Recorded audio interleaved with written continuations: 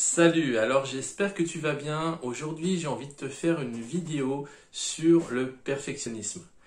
Quand on est hypersensible, on est souvent sujet au perfectionnisme. Et même si le côté perfectionniste, ça peut être considéré soit comme une qualité, soit comme un défaut, c'est vrai que pour nous, hypersensibles, on a plutôt tendance à considérer ça comme un défaut, un boulet, un truc lourd qui nous empêche d'avancer. D'ailleurs, n'hésite pas à me dire, toi, en commentaire, si ton côté perfectionniste te bouffe la vie ou si tu as réussi à en faire une force. Pourquoi on est perfectionniste? En tant qu'hypersensible, on a une sensibilité plus accrue, une acuité plus sensible aux détails et aux différentes choses qui peuvent sembler anodines pour certaines personnes. Nous, on va faire des liens entre différentes choses. On va avoir tendance à mentaliser beaucoup, à douter beaucoup de soi, à remettre en question beaucoup de choses. Par exemple, moi, ce qui m'arrivait souvent, quand je voulais me lancer dans mon activité, je doutais souvent, j'avais une idée, une intuition que je trouvais géniale le jour J,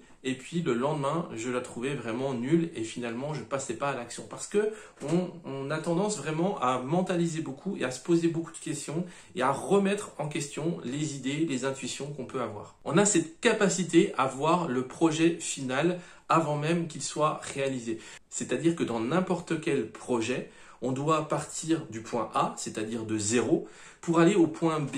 Ça peut très vite nous décourager et nous frustrer et tout simplement nous empêcher de passer à l'action parce qu'on a cette capacité à voir le projet final, le projet réalisé, le projet pleinement abouti, mais ça nous décourage aussi de voir toutes les étapes et toutes les actions qu'il faudra mettre en place pour arriver à ce projet. La conséquence directe négative, c'est que tu passes pas à l'action et si tu passes à l'action, tu as tendance à te décourager très vite, à lâcher l'affaire.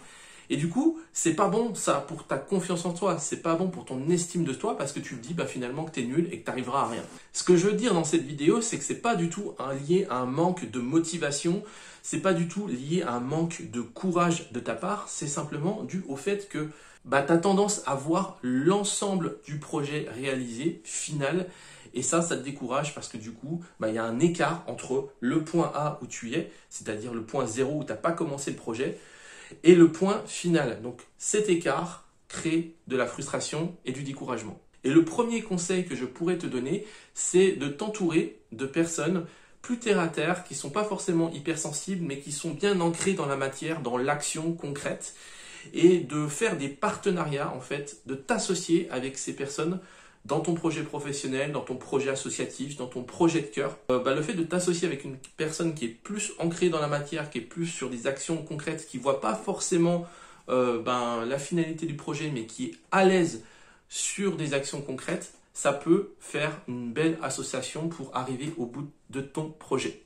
Maintenant, si tu ne connais pas une personne qui pourrait t'aider, une personne avec qui tu pourrais t'associer, ou simplement si tu n'as pas envie de travailler avec une personne que tu aimes bien travailler seul, c'est tout à fait possible d'apprendre à gérer cette difficulté. Regarde, je vais prendre mon exemple concret ici en ce moment. Je suis en train de te faire une vidéo qui est loin, très loin d'être parfaite. Et pourtant, je la fais quand même. Je pourrais très bien me dire, cette vidéo-là, elle n'est pas prête, je la lance pas. Mais c'est quoi la conséquence directe si j'écoute cette petite voix? Eh bien, la conséquence directe, c'est que cette vidéo, elle va mettre beaucoup plus de temps à sortir. Peut-être que je la sortirai dans 1 an, peut-être que je la sortirai dans 2 ans ou dans 3 mois, je ne sais pas. Mais peut-être aussi que je la sortirai jamais. Et c'est ça le risque. Le perfectionnisme, chez nous les hypersensibles, ça peut littéralement nous couper les pattes.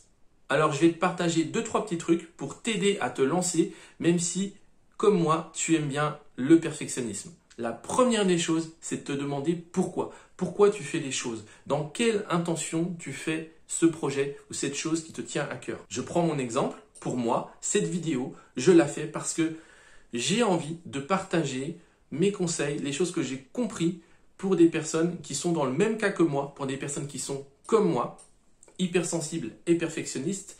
Et si je pouvais toucher ne serait-ce qu'une personne et aider cette personne à se débloquer, à oser, à aller de l'avant, même si ce n'est pas parfait, j'aurais fait mon travail, j'aurais fait le job.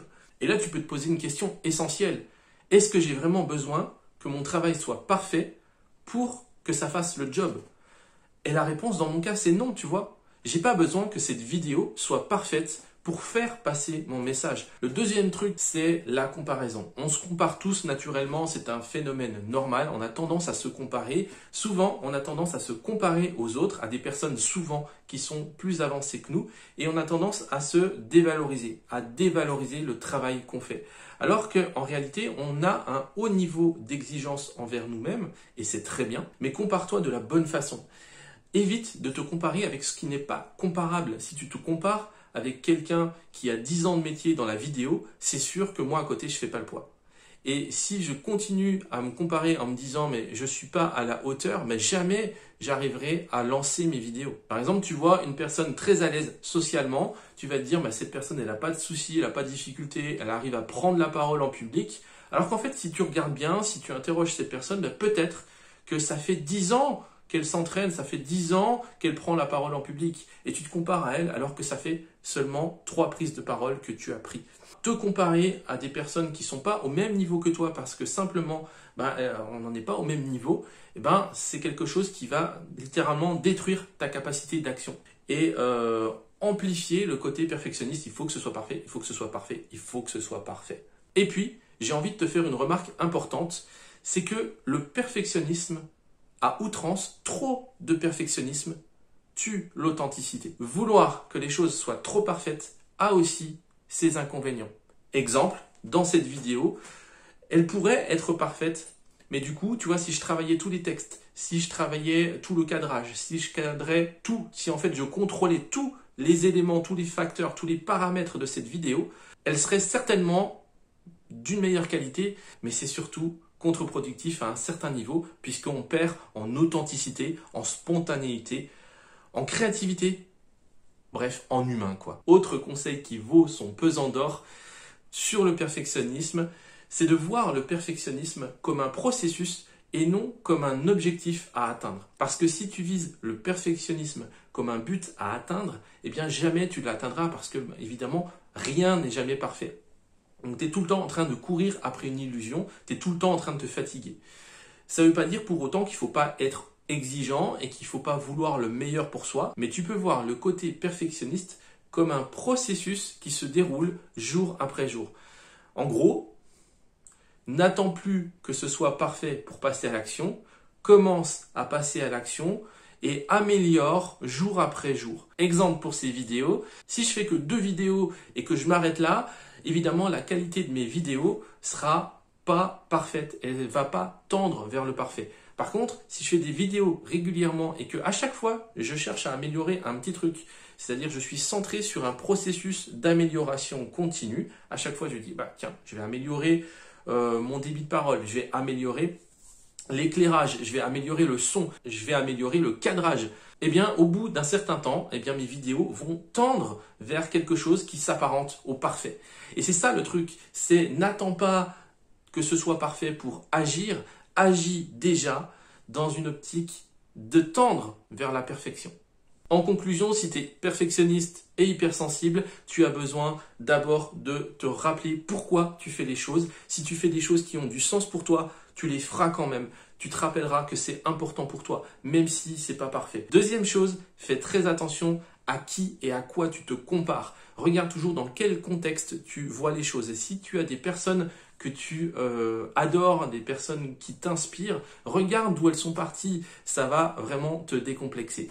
Et puis rappelle-toi que trop de perfectionnisme est contre-productif et ça peut nuire à la qualité d'authenticité, la spontanéité, le côté humain. Et enfin, vois le perfectionnisme comme un processus d'amélioration continue plutôt que comme un but vain à atteindre. Voilà, si cette vidéo t'a plu, n'hésite pas à la liker, la commenter, la partager pour la référencer sur YouTube. Et si tu as envie d'aller plus loin sur la question du perfectionnisme et de l'hypersensibilité, tu peux rejoindre ma lettre privée de cœur à cœur que j'ai créée. Dans cette lettre privée, je t'explique comment je gère mon hypersensibilité et comment je suis passé d'hypersensible introverti qui subit sa vie à hypersensible, déchaîné et épanoui. C'est le premier lien en description et c'est gratuit. N'hésite pas à aller voir et puis moi je te dis à très bientôt pour de prochaines vidéos. Ciao!